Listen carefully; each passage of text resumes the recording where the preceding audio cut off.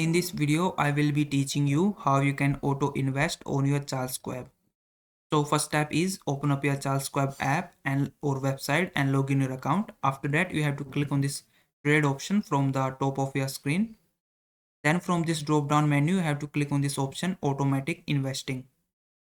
Then on the screen, you will be able to see the mutual funds or any index fund that is eligible for automatic investing in your account.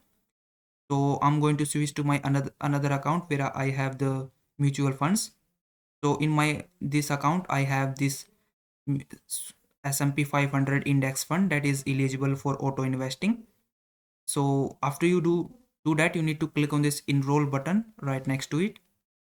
Then on the screen you have to select your action as a buy and enter the amount how much you want to invest, or you can also choose the frequency of your investing. And once you fill up these details, click on continue, and then it will ask you to verify these details.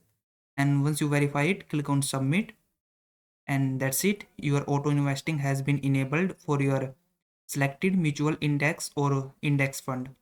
So I hope this video was helpful. Please like this video and subscribe to my channel.